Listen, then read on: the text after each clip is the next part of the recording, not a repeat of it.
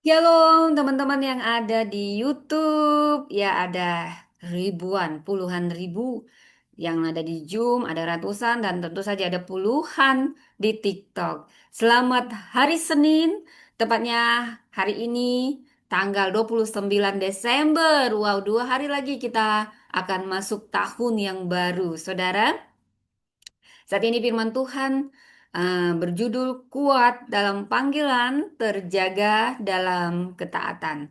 Baik saudara, mari kita bersatu di dalam doa. Bapa Surgawi, terima kasih untuk pagi hari yang indah ini. Terima kasih untuk kebaikan dan kemurahan-Mu, kasih setiamu yang amat besar dalam kehidupan kami. Kami mengucap syukur atas kasih setiamu yang amat besar. Terima kasih Tuhan. Saat ini hambamu akan memberitakan kebenaran firmanmu pakai hambamu, pakai mulut bibir hamba, hanya memberitakan kebenaran firmanmu. Dan biarlah kebenaran ini yang memerdekakan kami, menjadikan kami lebih dari pemenang. Yang sakit disembuhkan saat ini, yang berbeban berat mendapat kelegaan saat ini, karena firman-Mu, air yang hidup, yang menghidupkan kami, menutrisi kami, mendewasakan kami. Tutup bungkus baik jaringan internet dengan kuasa darah Yesus dan kami patahkan setiap kuasa yang coba menghalangi pemberitaan firman Allah dihancurkan. Hamba menyerahkan setiap menit ke dalam tangan-Mu, Roh Kudus tuntun hamba, sembunyikan di balik kuasa salib-Mu sebagai alat-Mu. Di dalam nama Tuhan Yesus, kami mengucap syukur. Haleluya, haleluya. Amin. Selamat pagi Indonesia, selamat pagi pulau-pulau. Apa kabar? Mohon maaf tadi, karena sesuatu hal saya agak-agak tinggalkan gitu ya saudara ya. Mohon maaf. Baik saudara, firman Tuhan saat ini berjudul kuat dalam panggilan, terjaga dalam ketaatan. Wow. Kita akan membaca dari Yoel, saudara. Ini firman Tuhan yang saya dapat dalam mimpi, saudara. Ya, saya akan bacakan dan karena itu saya jadikan khotbah, saudara. Ketika saya membaca, saya disuruh untuk membuka Yosua 1 ayat 1 sampai 9 dan yang menyuruh bernama Yoel. Jadi saya ambil gema rohanianya dari kitab Yoel. Saya pikir tidak ada yang kebetulan dalam Tuhan. Kuat dan terjaga, kuat dalam panggilan, terjaga dalam ketaatan. Kita akan membaca dari Yosua 1 ayat 1 sampai 9 dan juga dari Yoel 1. Jadi saudara, ini Desember akan kita tinggalkan sebentar lagi tahun 2025 menuju 2026. Tahukah Anda? Desember selalu berada di ambang. Ambang apa saudara? Ambang akhir dan ambang awal. Ya, karena nanti masuk Januari artinya kita ada di awal. Ambang refleksi dan keputusan. Ambang nostalgia dan tanggung jawab. Saudara dalam Alkitab, ambang itu seringkali adalah tempat Allah justru akan berbicara dengan sangat jelas. Wow, Yosua, tahukah Anda? Dia berdiri di ambang. Di ambang seperti apa? Jadi kalau kita membahas kitab Yosua, Musa telah meninggal. Namun janji masuk tanah Kanaan belum digenapi. Dan umat besar sangat mendesak, waktunya mendesak. Dan kita ambil dari kitab Yoel, karena ini yang saya dapat dalam mimpi saudara. Yoel, dia sedang berdiri di ambang krisis. Saudara, dia negerinya terluka, ibadahnya terganggu, dan Allah memanggil umat untuk terjaga, saudara. Dan di antara dua kitab ini ada suara Allah yang sama. Bangunlah, kuatkan dirimu, jangan lalai, jangan takut. Jadi saudara, sebelum kita membaca, saya mau jelasin latar belakang kitab Yosua. Ini menandai transisi besar dalam sejarah Israel dari kepemimpinan Musa menuju kepemimpinan Yosua. Dari janji menuju penggenapan, dari pengembaraan menuju penaklukan. Jadi Yosua 1 ayat 1 sampai 9 ini adalah pidato peneguhan ilahi, di mana Allah sendiri menetapkan pemimpin, visi, dan prinsip hidup umatnya. Saudara, dalam ayat 1 kita baca pelan-pelan dan kita eksegesis ya, kita kuliti firman Tuhan yang luar biasa ini dari Yosua 1 ayat 1 sampai 9. Setelah Musa, hamba Tuhan itu mati, berfirmanlah Tuhan kepada Yosua bin Nun, abdi Musa itu. Jadi di sini bila kita lihat dari bahasa aslinya, setelah Musa mati, ini menegaskan akhir satu era ya, di mana ada era kepemimpinan Musa selesai. Tapi ini bukan akhir rencana Allah. Kepemimpinan siapapun pada akhirnya akan berakhir. Segala sesuatu ada waktunya. Hanya firman Allah dan hanya Allah sendiri yang tidak ada waktunya. Dia Alfa dan Omega. Dia tidak terbatas dan rencananya tidak pernah gagal. Saudara, bila kita lihat Musa, hamba Tuhan itu, Efet Yahweh, Yosua masih disebut Mesaret, abdi atau pelayan. Saudara, di sini Allah tidak berhenti bekerja ketika seorang pemimpin besar pergi. Semua kita ada waktunya, saudara. Makanya kita nggak perlu sombong, ya. Segala sesuatu ada masanya. Ada yang dulu nampaknya hebat, nanti ada waktunya biasa saja. Atau biasa gitu loh, di bawah biasa malah, saudara. Seperti saya ingat bagaimana dulu Mesir sebagai pusat peradaban. Sekarang Mesir nggak ada apa-apanya dibanding Amerika, ya. Karena semua ada waktunya, saudara. Tapi satu hal yang perlu diingat, Allah tidak berhenti bekerja saat mau dia sebesar apapun pemimpinnya. Ketika dia mati, bukan berarti rencana Allah mati. Rencana Allah tidak pernah gagal dan selalu akan menyala hidup. Kepemimpinan sejati itu tidak diwariskan secara politik, tetapi itu ditetapkan oleh firman Tuhan. Saudara, Allah berbicara langsung kepada Yosua. Jadi kepemimpinannya lahir dari relasi, dari proses, bukan popularitas. Saudara, di sini kematian hamba Tuhan, pemimpin besar seperti Musa, ini tidak menghentikan karya Tuhan.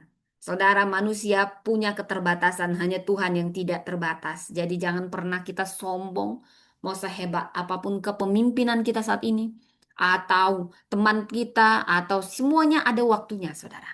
Ya, dan kita kembali ke ayat 2 dari Yosua 1 ayat 2. Musa, hambaku itu telah mati. Sebab itu bersiaplah sekarang. Saya ulang. Kitalah Yosua dalam konteks kita masing-masing. Sebab itu bersiaplah sekarang. Kita gali prasa bersiaplah sekarang. Bahasa Ibraninya kum berarti bangkit, berdiri, melangkah. Saudara, Allah tidak memanggil Yosua berkabung terlalu lama. Tahukah Anda? Iman itu tanpa perbuatan adalah mati. Iman selalu menuntut gerak, bukan nostalgia. Nostalgia di sekolah, sekolah. Kita jangan teruskan ke situ ya, saudara, nanti lain gitu ya. Jadi prinsipnya masa lalu boleh kita hormati, kita kenang, tetapi masa depan harus kita masuki, ya. Kita masuk ke ayat ketiga.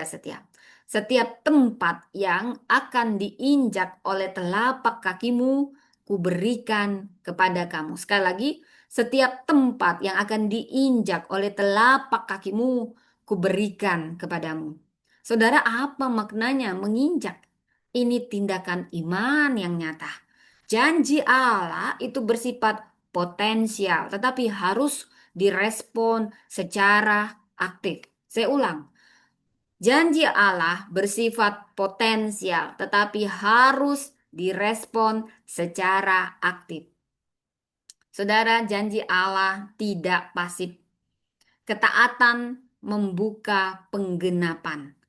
Tanah sudah dijanjikan, tetapi belum otomatis dikuasai. Ini konteks zaman Yosua, peralihan transisi kepemimpinan Musa kepada Yosua. Di situ tanah perjanjian belum diduduki, baru menerima janji. Saatnya melangkah menginjak. Ada tindakan iman yang nyata. Dan kita harus merespon setiap janji Allah dengan aktif. Tahukah Anda? Janji Allah tidak pasif. Dan ketaatan ini yang akan membuka penggenapan. Tanahnya sudah dijanjikan, tapi belum otomatis dikuasai. Saudara, iman itu bukan hanya percaya, tapi itu melangkah sekalipun kita nggak ngerti. Itulah namanya iman. Kau percaya sebelum melihat. Kau melangkah, walau kau nggak ngerti segala sesuatu. Itu namanya iman. Sulit didefinisikan. Saudara, kita kembali kepada firman Tuhan di ayat 4. Dari padang gurun sampai ke sungai Efrat. Saudara, wilayah ini adalah batas maksimal janji kepada Abraham. Bisa kita baca Kejadian 15 ayat 18. Allah setia pada janji perjanjian lintas generasi. Dan apapun yang tampak mustahil secara politis akan mungkin secara teologis. Jadi prinsipnya janji Tuhan itu melampaui generasi dan kondisi. Dan bila kita membaca di ayat yang kelima, seorang pun tidak akan dapat bertahan menghadapi engkau. Wow, ini hebat sekali. Aku menyertai engkau. Itu ada bahasa dari firman Tuhan ini. Immanuel Principle dalam perjanjian lama. Saudara, kemenangan bukan karena kekuatan Yosua, tetapi penyertaan Allah. Penyertaan Allah itu tidak bersyarat pada kesempurnaan, tetapi pada panggilan. Penyertaan Tuhan lebih menentukan daripada kekuatan manusia. Saudara yang terkasih, ayat 6 dikatakan, kuatkan dan teguhkanlah hatimu. Sekali lagi dikatakan, kuatkan dan teguhkanlah hatimu. Wow, apa makna bahasa kuat? Kita ambil dari bahasa aslinya, bahasa Ibrani. Cajak, berani secara aktif, teguh, amat. Ini keteguhan batin menghadapi tekanan. Saudara, keberanian rohani ini bukan tanpa takut. Bukan berarti kalau kamu disebut berani nggak ada rasa takut. Ya, nggak ada rasa takut. Semuanya berani, bukan. Tetapi kita tetap taat di tengah kita rasa takut. Ketaatan kita lebih besar. Itulah keberanian. Allah tidak menyangkal dalam hidup akan ada tantangan. Tetapi Dia akan memberi kita daya tahan, resilient rohani. Keberanian rohani itu anugerah yang harus dipilih. Dan bila kita baca di ayat 7, jangan menyimpang ke kanan atau ke kiri. Kemenangan spiritual itu bergantung pada ketaatan kita, pada firman Tuhan, pada Taurat, bukan hanya strategi. Mungkin strategi militer, saudara ya. Jalan Tuhan itu bukan fleksibel secara moral. Jadi kesuksesan sejati adalah ketaatan, bukan kompromi.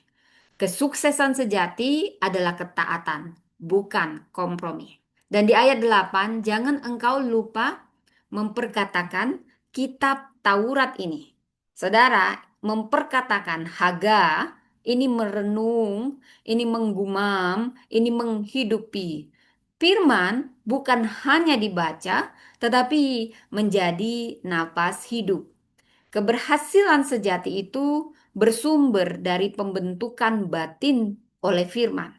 Ya, firman bukan hanya dibaca, tapi menjadi nafas hidup.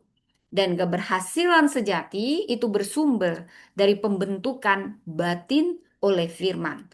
Saudara, di sini prinsipnya pemimpin yang kuat adalah pembaca firman Tuhan yang setia.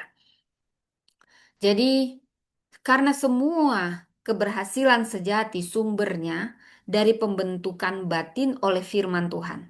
Saudara, maka kalau kamu nggak pernah baca, kamu nggak pernah renungkan, kamu nggak akan pernah melakukan, maka kekuatanmu kecil, tidak ada kekuatan di dalamnya. Dan bila kita baca dari Yosua 1 ayat 1 sampai 9, bukankah telah kuperintahkan kepadamu, kuatkan dan teguhkanlah hatimu. Ini punya makna yang sangat teologis puncak. Keberanian adalah perintah, bukan perasaan. Jadi Allah menutup ini dengan jaminan Tuhan Allah menyertai engkau. Jadi hadirat Tuhan akan mengusir ketakutan terdalam kita. Saudara, walaupun ini agak jauh, saudara, ketika Anda takut, itu lumrah sebagai manusia. Saya suka ketika dalam ketakutan dan saya nggak tahu mau ngapain. Cukup menyembah Tuhan.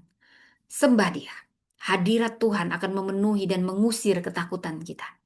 Makanya kalau mengusir setan, saudara itu tidak perlu terlalu banyak ngomong gitu, saudara. Kamu sembah Tuhan, setan keluar. Karena setan tidak tahan dengan hadirat Tuhan. Sembah Tuhan. Haleluya, haleluya, haleluya, haleluya. Hadirat Tuhan memenuhimu, memberimu keberanian, dan mengusir ketakutan terdalam kita. Jadi dari Yosua 1 ayat 1 sampai 9, di sini diajarkan bahwa Allah kita Allah yang setia pada janjinya lintas generasi, dan kepemimpinan itu lahir dari ketaatan, bukan hanya karisma, tapi ketaatan. Ini juga bicara karakter. Jadi keberanian rohani itu adalah respon iman kita terhadap firman. Jadi firman Tuhan adalah pusat keberhasilan sejati. Allah tidak memanggil kita untuk merasa siap, tetapi kita dipanggil ya untuk taat saat dipanggil. Nah, yang relevan dengan ayat ini dari Yoel 1, ini menjadi gema rohani dari Yosua 1 ayat 1 sampai 9. Jadi Yoel 1 ayat 5, bangun dan sadar. Bangunlah, hai orang-orang peminum, dan menangislah, merataplah, hai peminum anggur, oleh karena air anggur manis, sebab itu telah dilenyapkan dari mulutmu. Saudara, dari kitab Yoel ini menggema kepada kitab Yosua 1 ayat 1, di mana Yosua dipanggil bangkit dari masa berkabungnya setelah pemimpin besar sekali bermusa mati menuju kepemimpinan baru. Dan di sini Yoel menyerukan kesadaran rohani. Berhenti, terlena, bangun, dan berjaga. Kuat itu dimulai dari sadar akan waktu Tuhan. Kuat bukan berarti kebal, tetapi terjaga dan sadar akan panggilan Allah. Saudara, bila kita lihat dari Yoel 1 ayat 13, berjaga dalam kesungguhan. Kenakanlah kain kabung dan merataplah. Hai para imam, merataplah. Hai pelayan-pelayan mezbah, masuklah, bermalamlah dengan kain kabung. Hai pelayan-pelayan Allahku. Saudara, dari Yosua 1, Yosua diperintahkan kuat dan teguh bukan secara emosional, tetapi spiritual. Yoel menekankan berjaga melalui disiplin rohani. Yaitu apa? Disiplin rohani apa? Doa, jam doa yang disiplin, dan pertobatan yang sungguh-sungguh. Seperti yang dinyatakan di Yosua 1 ayat 8, merenungkan firman siang dan malam. Ini akan memberi kita kekuatan sejati. Karena kekuatan sejati lahir dari hidup yang berjaga di hadapan Allah. Dari Yoel 1 ayat 14, jelas dikatakan untuk siap bertindak bersama Allah. Adakanlah puasa yang kudus, serukanlah perkumpulan raya, kumpulkanlah para tua-tua dan seluruh penduduk negeri ke rumah Tuhan Allahmu dan berserulah kepada Tuhan. Ini menggema. Yoel ini menggema kepada Yosua 1. Yosua tidak berjalan sendiri, dia memimpin seluruh bangsa masuk tanah perjanjian. Saudara, Yoel memanggil umat untuk bersatu, berjaga, dan berseru kepada Tuhan. Jadi, dari sini kita tahu kemenangan bukan hanya soal langkah, tapi kesiapan rohani kolektif. Sepakat. Jadi, berjaga bukan berarti pasif, tapi aktif. Yang inilah menyelaraskan umat dengan kehendak Allah. Saudara, bila kita membandingkan Yosua 1 dan Yoel 1 ini saling menggema. Yosua 1 mengajarkan kuat, teguh, melangkah bersama janji Allah. Apalagi kita akan melangkah ke tahun yang baru, saudara. Kita perlu menguatkan hati, meneguhkan. Kita tidak tahu apa yang terjadi, menunggu kita di tahun 2026. Tapi percayalah, Tuhan sudah ada di masa depan. Ya, dan di Yoel 1, bila Anda membaca, ini bertemakan bagaimana kita diundang untuk bangun, untuk berjaga, untuk merendahkan diri, dan kita bersiap menghadapi waktu Tuhan. Jadi pesan rohaninya sangat utuh. Allah memanggil umatnya bukan hanya untuk melangkah dengan berani, tetapi juga untuk berjaga dengan hati yang peka. Saudara, dari sini saya ingin menjelaskan apa sih berjaga dengan hati yang peka. Apa maknanya hati yang peka, saudara? Saya tahu hati yang tulus seperti merpati. Sekarang hati yang peka seperti apakah? Nah, berjaga bukan sekedar tidak tidur, saudara. Peka bukan sekedar perasaan halus. Saudara, tahukah Anda dalam Alkitab berjaga dengan hati yang peka itu artinya apa? Kita hidup dalam kesiapan rohani, kita punya kepekaan nurani, dan kita punya ketaatan yang cepat terhadap suara Tuhan. Ketaatan yang cepat terhadap suara Tuhan. Jadi ini sikap batin yang waspada terhadap waktu Tuhan, terbuka terhadap tuntunan Tuhan, dan siap melangkah tanpa menunda. Batin, waspada, waspada terhadap waktu Tuhan. Waktu Tuhan pasti yang terbaik, Kairos. Dan kita harus rendah hati mau dituntun Tuhan. Supaya kita siap melangkah dan jangan menunda. Saudara, berjaga artinya kita sadar akan musim Tuhan. Wow, memang ada musim yang tidak Tuhan. Bukan. Semuanya Tuhan berdaulat. Tapi ada saatnya Kairos Tuhan itu datang. Dalam Yosua 1 ayat 2 seperti dikatakan, sebab itu bersiaplah sekarang. Nah, itu waktunya Tuhan. Ini sama dengan apa yang dikatakan di Yoel 1 ayat 5. Bangunlah, sadar. Jadi Allah berbicara ketika sebuah musim berakhir dan musim baru dimulai. Seringkali Tuhan berbicara di situ. Makanya penting nanti orang kita ini mau tutup tahun sama buka tahun itu harus wajib hukumnya dimulai dengan doa, saudara. Ini disiplin. Saya pernah marah gitu, saudara ya. Ya, karena saya marah soal doa dianggap munafik. Oh, suka doa tapi kok marah gitu ya, saudara ya. Jadi saya marah pada kakak saya gitu. Jadi dia menutup tahun dan memulai tahun dengan dugem-dugem, saudara ya. Padahal kita udah datang gitu ke rumahnya. Kita kayak ditinggalkan secara halus untuk jagain anak-anaknya gitu. Wah, saya marah sampai berantem kami, saudara. Ya, yang paling menyedihkan kita yang disalahkan. Kita mau ngajak doa, kita disalahin. Kamu ngapain berdoa-doa kalau akhirnya jadi marah-marah? Bukan berarti jadi orang Kristen itu. Gak usah doa tahun baru gak usah. Doa tutup tahun, awal tahun gak usah ya. Lalu kita bilang, iya karena aku orang Kristen. Aku gak boleh marah-marah. Itu namanya oon kamu jadi orang Kristen ya. Tuhan marah untuk hal yang benar, tepat, waktunya itu perlu kita tegas. Bukan marah-marah. Tegas, disiplin. Tutup tahun, awal tahun, jangan Anda lewatkan tanpa berdoa dengan kusyuk. Jangan sampai Anda dugem-dugem seperti yang dilakukan oleh kakak saya sendiri, saudara ya. Saya berantem, tapi untung dia udah sadar sekarang. udah bertobat ya, saudara. Saya dipojokkan karena saya, apalagi sekarang saya dapat gelar pendeta. Jadi katanya, "Oh, itu nggak boleh marah, nggak boleh negur. Kalaupun orang berdosa, diam kamu pendeta.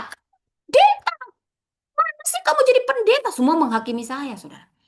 Karena saya marah pada saat tidak ada doa menutup tahun dan tidak ada doa bersama-sama, bukan doa pribadi, tapi doa bersama-sama. Kalau kumpul bersama, ya doa bersama. Ngapain kita ngumpul bersama, doa masing-masing kan on namanya ya. Nanti juga dibilang, Bu pendeta nggak boleh bilang on. Ya nggak apa-apa, terserah.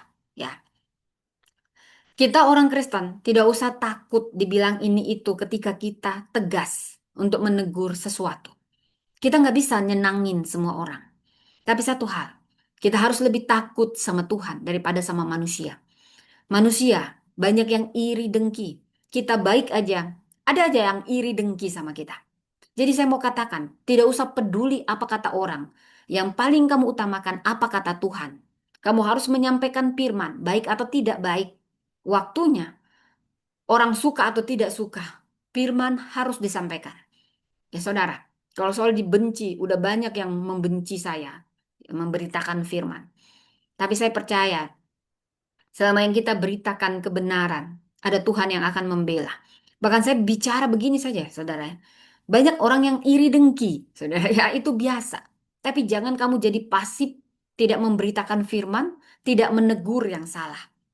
Nah, kita harus tahu, Allah bicara ketika musim berakhir dan musim baru dimulai. Inilah ambang namanya. Ambang sesuatu akan berakhir dan sesuatu akan dimulai. Dan itu Desember. Tahun akan berakhir, tapi tahun yang baru akan dimulai. 31 Desember. Ambang. Di mana?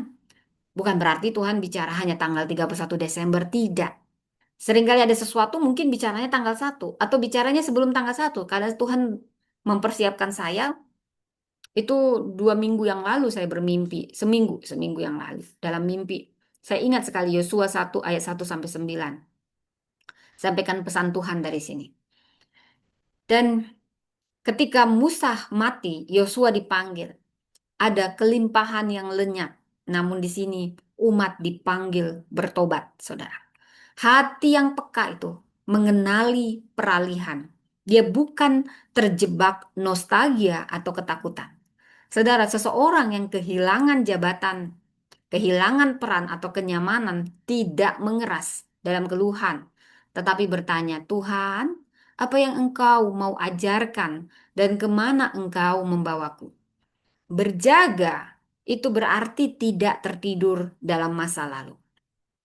Saudara, yang kedua, hati yang peka itu adalah taat, meski tidak nyaman. Saya ulang, hati yang peka adalah taat meski tidak nyaman. Yosua 1 ayat 7. Bertindaklah hati-hati sesuai dengan seluruh hukum. Yoel 1 ayat 13. Bermalamlah dengan kain kabung. Ini gema rohaninya. Apa makna di sini? Ketaatan sejati itu seringkali akan melukai ego kita karena ketaatan. Tapi itulah yang menyembuhkan roh. Roh harus lebih kuat, saudara. Seperti Yosua, dia diminta taat pada Taurat. Para imam diminta meratap dan merendahkan diri di kitab Yoel. Jadi di sini hati yang peka, dia tidak tawar-menawar, tidak kompromi dengan firman. Saat Tuhan tegur kita lewat firman, ini mengajarkan kita tentang pengampunan, integritas, atau pelepasan. Tahukah Anda? Hati yang keras itu berdalih. Hati yang peka bertobat dan berubah. Kekuatan rohani terlihat bukan saat kita berkuasa, tetapi saat kita tunduk. Saya ulang, kekuatan rohani inilah bedanya dengan sekuler. Kekuatan mungkin yang ditunjukkan oleh dunia ini saat dia membom, membom Hiroshima, Nagasaki, saudara ya. Tunjukkan kekuatan militer kita, tunjukkan power kita dari berapa kekuatan senjata. Tapi dalam Tuhan, kekuatan rohani justru terlihat bukan saat kita berkuasa, tapi saat kita taat, saat kita tunduk. Saudara, kepekaan ini juga bicara tentang berjaga-jaga, memelihara keintiman dengan firman Tuhan. Yosua 1 ayat 8. Renungkan itu siang dan malam. Renungkan itu siang dan malam. Ini seperti yang selaras dengan Mazmur 119 ayat 105. Firman-Mu itu pelita bagi kakiku dan terang bagi jalanku. Nah, kepekaan tidak lahir dari emosi, saudara. Tapi itu dari persekutuan yang intim, yang konsisten dengan firman Tuhan, dengan Tuhan. Orang yang berjaga, dia tidak hanya membaca firman saat krisis, tetapi menjadikannya irama hidup, saudara ya. Jadi ketika kita harus mengambil keputusan besar, kita tidak hanya bertanya pada logika atau orang lain, tapi yang paling penting kita punya kepekaan rohani yang dilatih oleh firman Tuhan. Itu bukan sekedar permainan kata-kata. Apa yang tertulis dalam firman Tuhan itu powerful. Makanya direnungkan. Maka kau akan mendapat rema-rema yang dalam dengan tuntunan Roh Kudus. Karena firman itu hidup. Ketika Roh Kudus menghembuskan kekuatan dari firman itu masuk ke dalam kita. Kita perlu membaca, merenungkan siang dan malam. Firman akan membuat hati kita peka. Dan hati peka itu akan membuat langkah kita tepat. Tepat sasaran. Saudara, apa itu maksudnya? Hati yang peka. Dia memang cepat merespon, tapi tidak suka menunda. Jangan dibalik. Cepat merespon dan tidak menunda. Baik, kita verifikasi dulu. Dalam Yosua 1 ayat 9 dikatakan, janganlah kecut dan tawar hati. Ini selaras dengan Yoel 1 ayat 14. Kumpulkanlah dan berserulah kepada Tuhan. Jadi di sini punya makna ketika Tuhan berbicara, respon cepat. Ini lebih penting daripada kesiapan yang sempurna. Respon, harus ada respon dulu. Tidak harus semua siap secara sempurna. Tuhan tidak memanggil saat kita siap, tapi kita taat. Yosua tidak menunggu Israel siap sepenuhnya. Yoel tidak menunggu keadaan membaik sebelum dia berseru. Jadi di sini, saat Tuhan menaruh beban untuk kita melayani, memperbaiki relasi, melangkah dalam iman, hati yang peka itu bergerak dalam doa dan tindakan, bukan alasan. Tahukah Anda? Penundaan itu seringkali bukan hikmat, tetapi ketakutan yang disamarkan. Saya ulang. Penundaan seringkali bukan hikmat, tetapi ketakutan yang disamarkan. Saudara, berjaga dengan hati yang peka, artinya kita sadar akan musim Tuhan. Kita lembut dan taat pada firman Tuhan. Dan hidup ada keintiman yang dalam secara rohani dengan Tuhan. Kita selalu siap siaga cepat merespon panggilan Tuhan. Kekuatan itu bukan hanya soal melangkah jauh, tetapi tentang berjaga agar tidak melangkah di luar kehendak Tuhan. Perhatikan ini. Kamu harus peka mana itu kehendak Tuhan yang berkenan kepada Tuhan dan mana itu kehendakmu sendiri. Saudara, jadi Yosua 1, ini kitab transisi kepemimpinan. Musa, figur yang besar, pemimpin besar, kepada Yosua, generasi pelaksana. Dari janji yang Tuhan beri secara lisan ke tindakan nyata untuk mengambilnya, saudara. Dan gemar rohani kita dari Yoel 1. Ini kitab panggilan berjaga. Ini selaras. Krisis itu bukan untuk panik, tapi untuk sadar. Allah memanggil imam, tua-tua, dan umat untuk bangun. Jadi saudara, Allah bicara saat umatnya berada di ambang perubahan. Saudara, ada 4 pesan yang mau saya bawa di sini. Yang pertama, saudara, Allah memanggil kita untuk melangkah, bukan menunggu segala sesuatunya ideal. No. Yosua 1 ayat 1-2. Musa, hambaku itu telah mati, sebab itu bersiaplah sekarang. Allah tidak berkata, tunggu, lebih siap, tunggu, situasi sempurna, tetapi sekarang, sekarang. Saudara, dalam mimpi yang saya dapatkan, panggilan itu terasa mendadak, saudara. Padahal biasanya saya kalau dipanggil berkhotbah, itu terjadwal. Bahkan saya sudah dijadwalkan setahun yang lalu untuk Malang, saudara. Tapi kenapa justru yang terjadwal malah memanggil saya dadakan, hari itu dipanggil, hari itu langsung pergi berkhotbah, tidak ada waktu untuk kita berdiam diri, berdoa, untuk merenungkan apa yang mau kita bawa. Itu seperti mendesak bagi saya. Dan saya harus siap ke mimbar. Dan ini saya tanya Roh Kudus, apa arti mimpi ini? Dan itu bukan kebetulan. Tapi itulah cermin cara Allah bekerja, saudara. Panggilan Allah sering datang bukan saat kita siap, saudara. Tetapi saat kita perlu taat. Panggilan Allah sering datang bukan saat kita siap, tetapi saat kita perlu taat, saudara. Dari sini kita juga pesan yang kedua ya, saudara. Nanti kita bahas satu-satu. Kekuatan sejati itu lahir dari ketaatan pada firman. Di Yosua 1 ayat 6-8, kuatkan dan teguhkan hatimu. Jangan engkau menyimpang. Allah tidak menjanjikan medan mudah, tetapi penyertaan melalui firman. Jadi firman itu harus diperkatakan, direnungkan, dilakukan. Diperkatakan, direnungkan, dilakukan. Dalam mimpi ini, saya kehilangan handphone, saya tidak punya catatan. Jadi alatnya hilang, catatannya tidak ada, waktunya mendesak, sempit.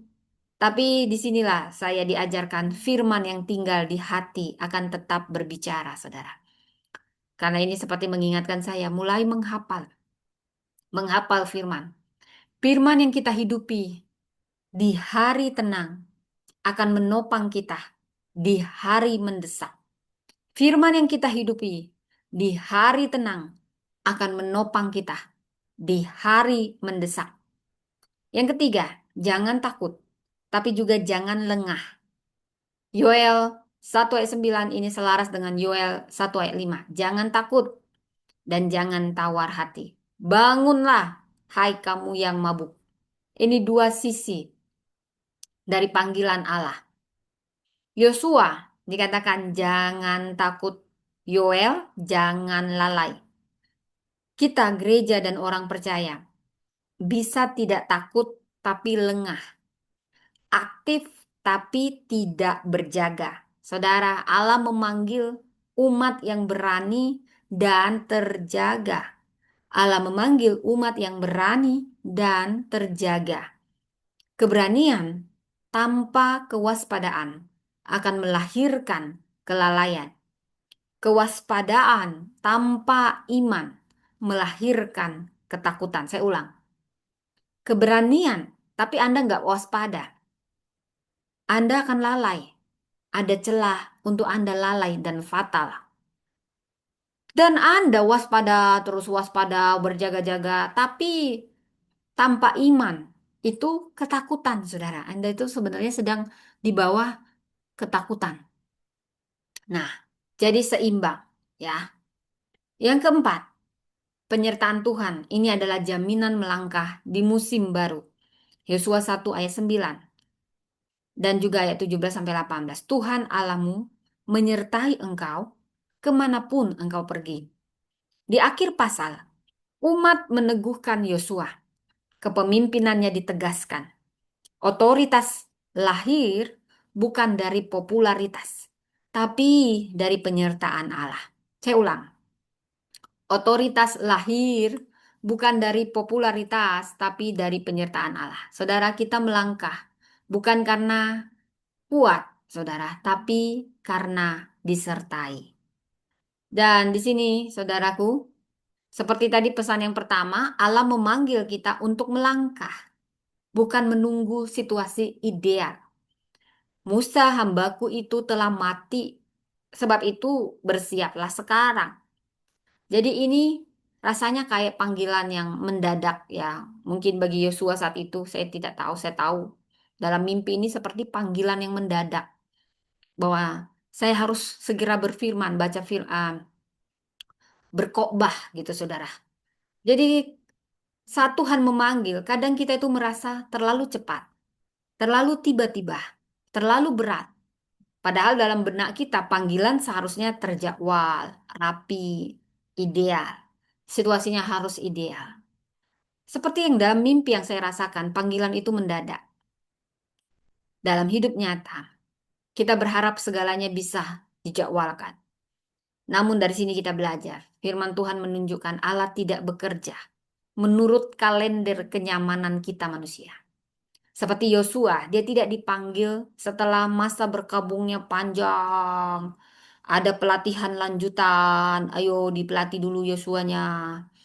Lalu semua kondisi Israelnya stabil. Tapi justru saudara, kalau kita juga nonton film saudara ya, kadang pemimpin sejati itu lahir dari ambang krisis. Dia lahir sendiri, dia muncul. Namun proses untuk mempromosikan itu, disitulah butuh yang namanya kronos. Dan ada waktunya kairos. Seperti Daud, panggilan yang mungkin terasa mendadak. Tiba-tiba ada Goliat. Walau itu terasa mendadak, orang Israel tidak siap dengan pemimpinnya. Tapi sebenarnya Tuhan sudah tahu masa depan. Akan ada namanya Goliat. Dan jauh hari di kronos, di waktu kronosnya kita. Di waktu kronosnya manusia ada Daud yang sedang dilatih Tuhan. Bukan di tempat panggung, tapi di tempat sunyi, saudara.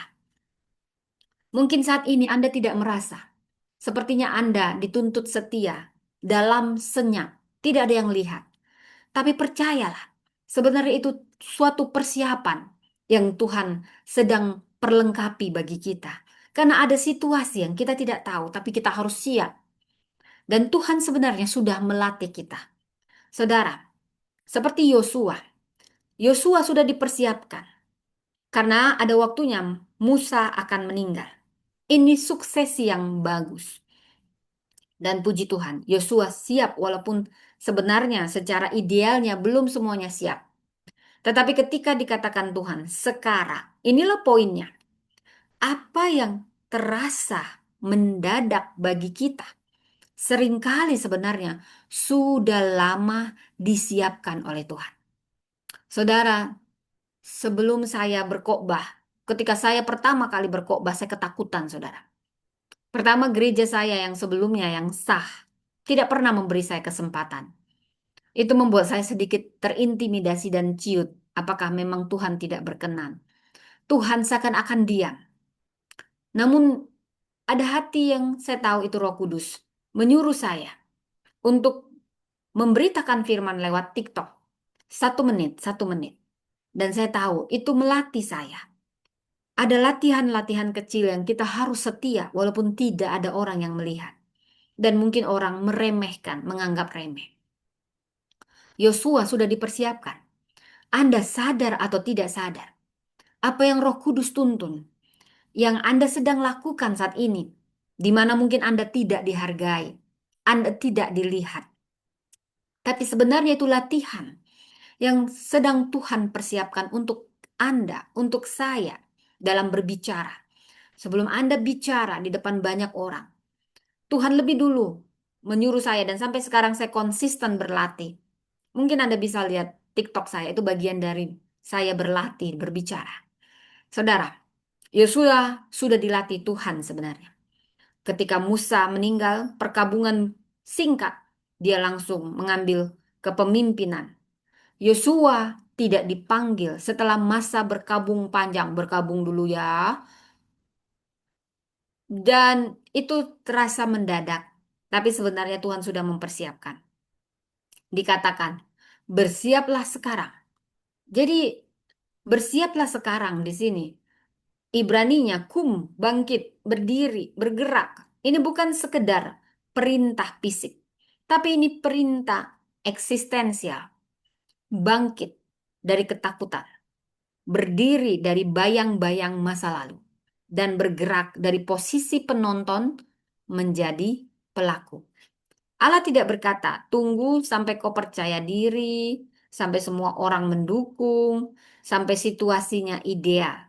Saya pernah dibuat seperti ini, ditahan-tahan. Tapi sebenarnya penahanan juga kalau Tuhan izinkan. Itu persiapan, disembunyikan untuk disiapkan. Percayalah, kalau panggilan itu dari Tuhan, Tuhan yang akan menyatakannya. Allah berkata, sekarang. Jadi Allah lebih menghargai ketaatan kita sekalipun tidak sempurna daripada hanya kesiapan yang tidak pernah dimulai, saudara. Panggilan Allah ini sering datang bukan saat kita siap, tapi justru saat kita belajar bergantung secara penuh kepada Tuhan. Saudara, pola Allah sebenarnya kadang selalu sama. Seperti Abraham pergi dari negeri. Abraham tidak tahu tujuannya mau kemana, tidak tahu jaminannya apa, tidak tahu detailnya bagaimana perjalanan ini. Tapi Abraham taat melangkah dan pelan-pelan Tuhan membuka untuk menyatakan jalannya. Pola yang sama terhadap Musa. Musa kita bisa baca di Keluaran 3. Dia masih trauma. Dia merasa tidak cakap bicara, merasa gagal, tapi Allah tidak menunggu Musa siap bicara. Allah yang menyatakan, aku akan menyertai engkau. Demikian juga para murid. Tahukah Anda murid Yesus ini nelayan biasa, nggak punya gelar kayak saya, gelar doktor, saudara. Tapi bukan berarti itu alasan Anda nggak mau sekolah ya, saudara. Sekolah itu bentuk kerendahan hati. Jangan Anda mengajar, Anda nggak pernah mau diajar, itu sombong. Justru orang yang nggak sekolah, mau ngajar-ngajar orang yang sekolah, itu lebih sombong dia. Lalu bilang ngaku-ngaku, buat apa gelar tinggi? Hah, murid Yesus juga nelayan. Emang kamu murid Yesus langsung apa? Ya, ada juga yang seperti itu. Tapi saya yakin juga, jangan juga menganggap yang sekolah sombong, yang tidak sekolah tidak sombong. Justru terbalik. Yang nggak sekolah itu sombong. Dia udah nggak sekolah mau ngajarin yang sekolah. Dia diajarin disuruh sekolah dia nggak mau sekolah. Tapi uang jalan-jalan dia pakai banyak uangnya. Bukan karena nggak ada uang, bukan karena nggak ada waktu. Cuman ngaku-ngaku aja dia supaya dia nggak sekolah. Kan dipakai Roh Kudus. Puasa bertahun-tahun. Aku ber berbahasa roh. Buat apa aku sekolah? Aku pantas. Lalu dia udah begitu lebih parahnya. Dia menghakimi yang sekolah, saudara. Gak sombong. Padahal dia yang sombong, saudara. Jadi kesombongan itu bukan soal situasi ini sekolahnya tinggi pasti sombong. Ada yang nggak sekolah aja, saudara. Lebih sombong. Menghakimi yang sekolah. Kalau kamu nggak sekolah dipakai Tuhan, memang ada yang seperti itu. Kalau kamu nggak punya kesempatan dan itu panggilan mendesak. Tapi saya yakin sekolah itu justru bentuk kerendahan hati. Sebelum kita ngajar, kita diajar. Tahukah Anda kenapa Yesus memulai pelayanannya? Usia 30 tahun. Justru ini cerminan buat kita. Yang suka ngaku-ngaku terutama. Dan menganggap sekolah itu kesombongan.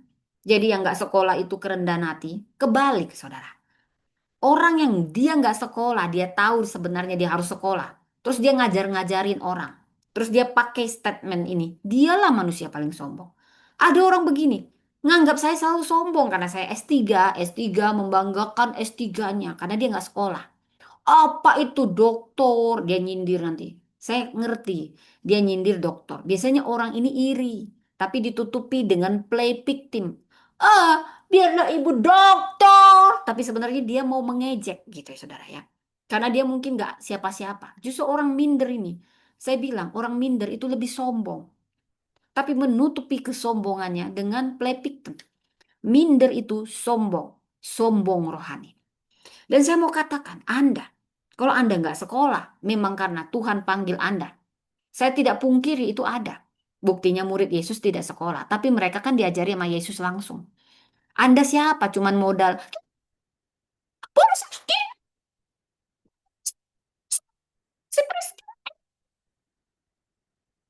Itu lebih sombong manusianya. Ya, bingung saya kok ada manusia kayak gini. Bingung gitu ya saudara ya. Nah, saya mau katakan, orang sekolah itu justru kerendahan hati karena dia sadar diri.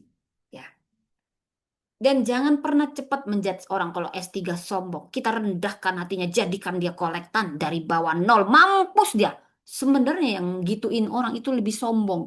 Udah nggak siapa-siapa, bukan apa-apa.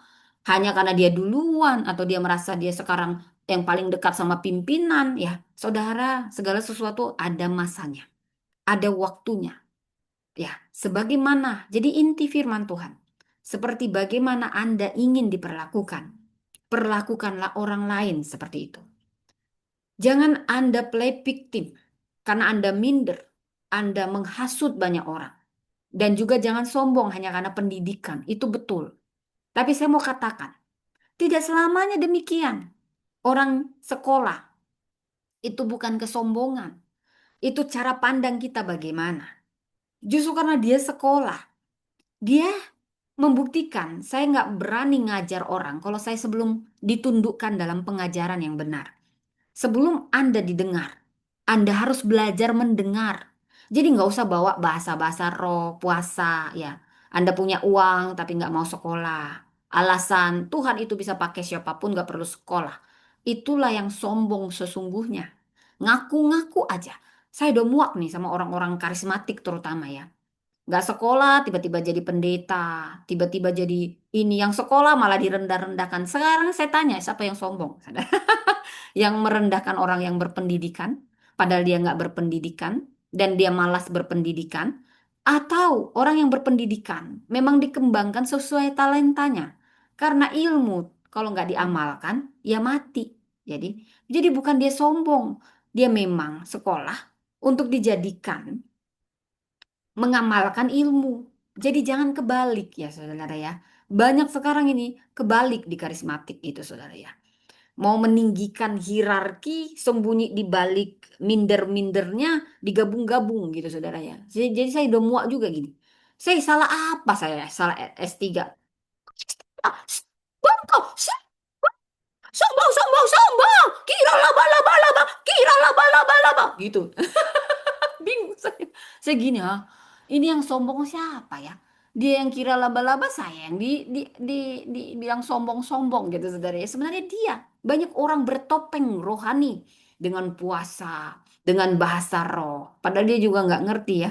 Ya tapi nggak hanya di karismatik, dimanapun ada yang begini saudara. Nah, saudara, bukan berarti jadinya kita nggak sekolah. Padahal kita punya uang, kita punya waktu, cuman kita mau hemat. Lalu kita sembunyi dengan istilah-istilah begini. Murid Yesus juga tidak sekolah, gitu ya. Bukan berarti orang yang tidak sekolah, dia rendah hati dibanding orang yang sekolah. Dia sombong.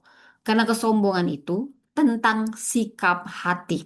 Mau kaya, mau miskin. Miskin juga banyak sombong. Udah miskin, sombong lagi. Ya, parah ini. Jadi saudara, memang para murid dipersiapkan tidak sekolah dulu, betul itu. Ya, tapi itu para murid langsung. Kalau panggilan yang begini memang lebih tinggi. Tapi jangan ngaku-ngaku dirimu ya. Karena nanti jadi aliran sesat ya, ngaku-ngaku doang gitu. Nah, Yesus tidak berkata, belajarlah dulu 5 tahun, tetapi ikutlah aku. Betul, Allah tidak memanggil yang siap. Tapi dengar ini, Allah pasti mempersiapkan orang yang dia panggil. Saudara, mengapa ideal seringkali menjadi jerat? Kita tuh tunggu kalau anak udah besar baru aku melayani. Tunggu. Saudara, saya sendiri banyak diintimidasi. Ngapain kau pelayanan? Anakmu duluan. Betul. Anak kita adalah pelayanan kita pertama. Tapi jangan ini menjadi jerat bagi kita. Tuhan kalau panggil sekarang, dia akan mempersiapkan kita. Tantangan dalam pelayanan selalu ada. Jadi, seperti lampu lalu lintas. Bukan berarti lampu hijau akan menjadi jaminan bahwa jalanan selalu kosong. Tetapi ini hanya memberi kita izin untuk melangkah. Demikianlah panggilan Tuhan. Panggilan Tuhan tidak pernah menjamin tidak ada tantangan. Tapi Tuhan menjamin ada otoritas bagi kita untuk bergerak ketika Tuhan memanggil. Seperti belajar berjalan, saudara. Anak tidak menunggu stabil dulu, baru dia belajar berjalan. Aduh, nanti ya kalau udah stabil dulu semuanya mantap baru. Tapi, tahukah Anda? Justru karena dia belajar berjalanlah, dia belajar stabil. Demikianlah kita, saudara. Kalau kita nunggu semua situasi ideal sempurna dulu, maka kita tidak akan pernah mulai. Dan kita tidak akan pernah dewasa. Jadi kebenaran rohaninya di sini. Kematangan itu bukan syarat awal ketaatan, melainkan buah dari ketaatan. Saya ulang, kematangan bukan syarat awal ketaatan, melainkan buah dari ketaatan. Saudara, Walt Disney, dia dikeluarkan dari surat kabar karena kurang imajinasi. Dan studio pertama yang dia bangun itu bangkrut. Tapi dia tidak menunggu kondisi ideal. Dia berkata, jika kita bisa memimpikan sesuatu, maka kita bisa meraihnya, memulainya. Nelson Mandela, dia di penjara 27 tahun. Nelson Mandela tidak menunggu bebas dulu untuk memimpin. Tapi tahukah Anda, Nelson Mandela sudah memimpin dari dalam penjara. Melalui apa? Melalui karakter dan keteguhan hatinya. Jadi pelajarannya di sini, sejalan dengan firman. Tokoh besar tidak menunggu keadaan ideal. Mereka bertumbuh di tengah ketidaksempurnaan. Saudara, dari sini kita belajar apa panggilan apa yang Anda tunda karena selalu harus menunggu waktu ideal. Dan langkah apa yang Tuhan minta hari ini, bukan nanti. Ketaatan apa yang tertunda oleh rasa karena Anda belum siap. Mulailah melayani walau masih belajar. Tuhan yang akan memberi dan menuntun kita.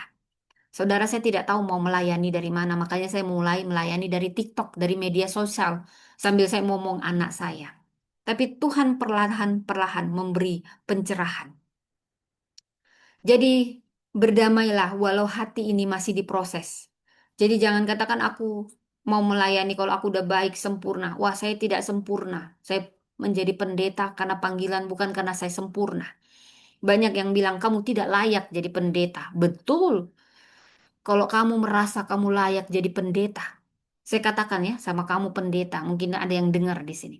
Kamu lebih tidak layak. Karena tidak ada yang layak jadi pendeta kalau bukan dilayakkan Tuhan. Ingat itu. Jadi jangan ada juga kamu pendeta ngomongnya sombong kali. Ada pendeta perempuan, nyinyir mulutnya. Jelek rupanya, jelek hatinya, jelek omongannya. Tapi merasa sok berkuasa, mulutnya besar. Ku pendetakan kau. Dalam hati gue, lu siapa mempendetakan? Dia merasa dia paling layak karena lebih tua. Padahal kok banyak juga saya dengar, aduh cemet banget ini ilmu. Mulutnya aja yang besar, saudara. Saya mau katakan kita semua pendeta.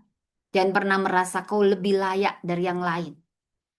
Mau lu lebih tua, 54 tahun atau 55 tahun ke atas baru Anda merasa layak.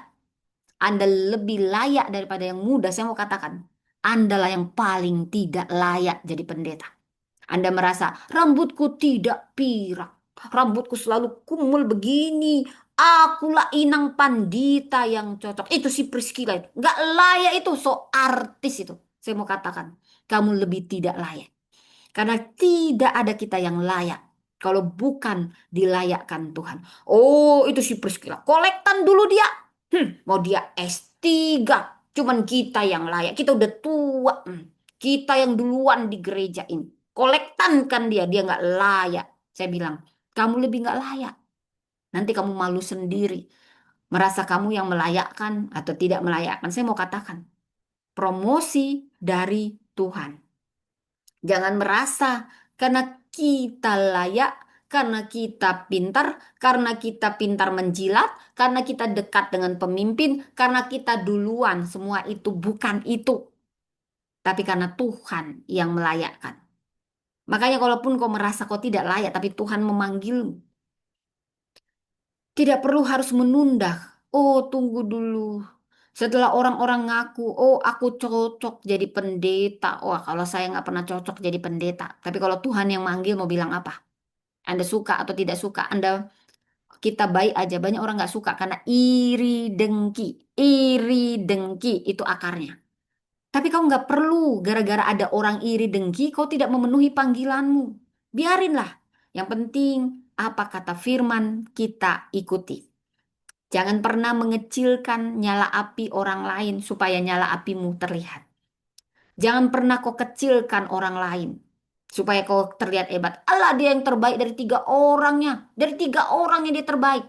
Ya masih mending daripada lu nggak terbaik. Mau dari 10 orang, ya mau dari 50 orang. Tetap kan dia yang terbaik dari tiga orang. Masih mending daripada lu bukan siapa-siapa. Ya, jadi jangan pernah meredupkan nyala api orang lain supaya nyala apimu hebat. Ya, jadi kalaupun orang menganggap kau nggak siap, kau belum pantas, kau belum layak kalau Tuhan panggil, jangan tunda. Apa yang Tuhan suruh? Taat. Karena bukan karena kita layak, kita pantas, tapi Tuhan. Semua karena kasih karunia Tuhan. Jadi kalaupun hatimu saat ini, jangan tunggu damai dulu. Karena hati kita akan terus diproses sepanjang hidup kita. Saudara, melangkah, walau kita nggak clear, Tuhan saya mau kemana? Wah, saudara, saya mengalami. Sejak sekolah saya diperlakukan dingin sama pemimpin. Mungkin udah dianggap sebagai ancaman, calon-calon ancaman. Tidak semua pemimpin itu berhati besar, saudara. Kebesaran seseorang dilihat dari salah satunya itu. Tapi nggak perlu juga kita terlalu merepotkan itu. Kalau kita nggak disukai, didiemin, ya sudah. Berhati besarlah, pergi baik-baik. Ya. Karena Tuhan memanggil kita, pasti ada rencananya. Ya, kadang kita harus berhati besar meninggalkan satu tempat di mana kita nggak diterima. Gak usah paksakan, saudara. Jangan tunggu semua pintu terbuka. Tahukah Anda? Seringkali pintu terbuka setelah kita melangkah. Waktu kita tahu, Tuhan saya nggak tahu, tapi kau suruh aku melangkah. Seakan-akan semua pintu tertutup. Tapi percayalah, kalau Tuhan suruh melangkah, karena ada pintu yang sudah dia bukakan. Tapi dia menunggu kita, bukan kita yang nunggu Tuhan. Tuhan nunggu kita. Kamu melangkah, melangkah, pintunya sudah saya buka. Kamu harus percaya sama saya, total bergantung sama saya. Bukan menjilat-jilat, jilat, biar aku dikasih kok, bajilat, biar aku jadi pemimpin. Jilat, gak perlu kok menjilat-jilat. Ya, tapi tetaplah baik, hormat sama setiap orang. Yang perlu perkenanan Tuhan. Tuhan suruh pergi. Tapi kau nggak tahu kemana Tuhan. Melangkah. Nanti Tuhan tunjukkan arahnya. Seperti kita. Ayo nak melangkah. Nanti kita dituntun. Yang penting fokus kita pada Tuhan. Ya. Allah berkata kepada Yosua. Musanya telah mati. Masa lalu tidak boleh jadi alasan stagnasi. Kenangan tidak boleh mengikat masa depan. Sekarang kata Tuhan. Allah tidak memanggil saat hidup nyaman, tapi saat iman yang harus dipilih. Jadi bukan kesiapan yang mendahului ketaatan, tetapi ketaatanlah yang akan melahirkan kesiapan. Saya ulang, bukan kesiapan yang mendahului ketaatan, melainkan ketaatan yang melahirkan kesiapan. Wow, Allah tidak memanggil saat hidup aman, nyaman, tapi saat kita harus memilih iman. Ya, saudara, saya juga ingin kita belajar dari firman yang kedua. Yang kedua dikatakan, kekuatan sejati lahir dari ketaatan firman. Jadi, banyak yang salah paham tentang kekuatan. Saat kita dengar kata kuat, kita sering bayangkan itu ototnya besar, posisinya tinggi, suaranya keras, mentalnya baja. Tapi definisi kuat menurut Alkitab, ini beda. Yosua, pemimpin militer. Allah tidak pertama-tama beri strategi perang. Bukan strategi perang yang pertama Allah beri. Kalau secara dunia, kekuatan itu ditentukan oleh strategi juga. Tetapi apa yang diberi Tuhan? Firman, firmannya. Jadi di sini ada pernyataan penting, saudara. Allah tidak menjanjikan medan yang mudah. Tapi apa yang dia janjikan? Penyertaan. Penyertaanmu sempurna, rancanganmu penuh damai, aman dan sejahtera. Ya, jadi kuatkan dan teguhkan hatimu. Bahasa Ibraninya, cajak menjadi kuat karena apa? Berpegang, amat kokoh dari dalam, tidak mudah runtuh. Ini bukan kekuatan emosi, tapi kekuatannya berakar pada ketaatan. Allah tidak berkata kuatkan karena engkau hebat, tapi teguhkan karena pengalamanmu, bukan. Jangan menyimpang dari firman. Artinya apa? Kekuatan rohani itu bukan lahir dari situasi yang mendukung, tapi dari hidup yang diatur oleh firman Tuhan. Saudara, di sini ditekankan dengan sangat-sangat baik. Firman itu harus diperkatakan. Jangan engkau lupa memperkatakan kitab Taurat ini. Ibrani Haga menggumamkan, melafalkan perhalan, membiarkan firman keluar dari mulut. Jadi apa yang kita ucapkan, saudara, ini akan membentuk apa yang kita yakini. Saudara, Yesus melawan pencobaan dengan firman. Ada tertulis, ada tertulis.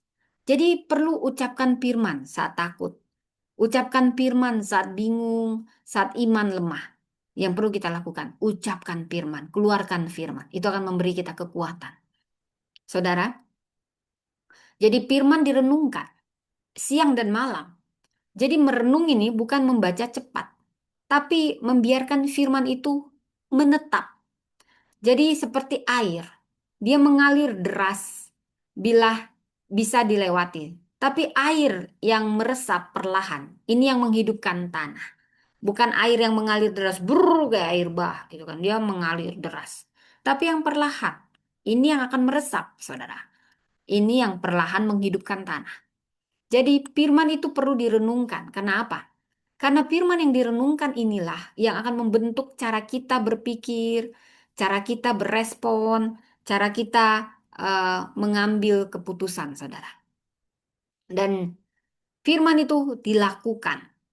Melakukan dengan setia segala yang tertulis di dalamnya. Jadi firman itu tidak berhenti di kepala, tapi ini menjadi arah hidup. Jadi firman yang tidak ditaati tidak akan memberi kekuatan. Dikatakan di Yakobus 1 ayat 22, jadilah pelaku firman, bukan hanya pendengar. Saudara, firman yang tinggal di hati, inilah kuncinya.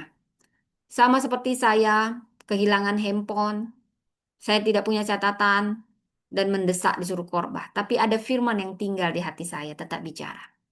Saudara, kalau kita ini saat ini HP-nya kita udah banyak alatnya. HP tertinggal, catatan tertinggal, semuanya waktunya mendesak. Apa yang bisa tinggal? Bukan buku, tapi apa yang tertanam di hati. Makanya kita perlu menghafal firman. Menghafal aja nggak langsung kita paham ya saudara. Apalagi nggak pernah dibaca, boro-boro dihafal. Nah saudara, apa yang tinggal, yang meresap, itu yang akan menghidupkan. Firman tidak hanya disimpan di rak, tidak akan menolong di hari genting, tapi firman yang dihidupi akan muncul otomatis. Saya ingat Viktor Franklin, saudara, siapa Viktor Franklin? Dia psikiater Yahudi. Dia selamat dari kamp konsentrasi Nazi. Dia kehilangan keluarga, dia kehilangan kebebasan, tentu dia juga kehilangan kenyamanan. Tapi ada yang bertahan. Dan ini dia bisa bertahan karena satu hal. Dia punya nilai dan makna hidup yang dia pegang. Ini nggak bisa dicuri, saudara. Orang, kita semua, kalau kita hidup dengan prinsip yang tetap kuat meski semua penopang kita hilang, itulah yang akan meneguhkan langkah kita. Tahukah Anda Helen Keller? Dia wanita yang buta, udah buta udah tuli, tidak bisa bicara awalnya. Tapi, apa yang membuat dia akhirnya membuat terobosan besar? Selain karena kasih karunia Tuhan. Karena dia punya disiplin. Disiplin apa? Pikiran. Dan nilai hidup yang kuat. Dari sini kita belajar. Kekuatan sejati lahir dari apa yang menguasai batin, bukan dari kondisi luar. Apa yang menguasai batinmu saat ini? Itu yang akan membuat kekuatan firman itu keluar sejati. Jadi apa yang harus kita lakukan di sini, saudara? Apa firman yang bisa Anda ucapkan saat tertekan? Saya selalu ingat, Tuhan adalah gembalaku, takkan kekurangan aku. Ini yang saya hafal dari dulu. Dengan pada saat tenang. Dan itu yang keluar pada saat genting, saudara. Dan apa yang harus Anda pilih cepat? Taat sama Tuhan, bukan manusia. Firman yang dibaca saat ibadah, apakah kita hidupi? Saudara biasakan satu ayat setiap hari, direnungkan, bukan sekedar dibaca, dan taat dilakukan dengan setia. Tahukah Anda? Firman yang kita hidupi di hari tenang akan menopang kita di hari mendesak. Firman yang kita hidupi di hari tenang menopang kita di hari mendesak. Saudara, demikian firman Tuhan.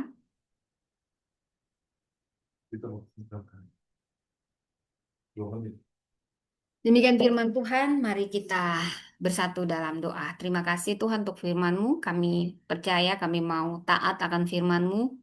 Karena kekuatan kami sejati adalah saat firman-Mu yang menuntun kami, meski keadaan menekan. Kami mau hidup dalam firman-Mu, apapun tantangan. Ajari kami. Tidak takut, tidak tawar hati. Kami mau bangun. Kami tahu Tuhan, kami harus waspada, peka secara rohani.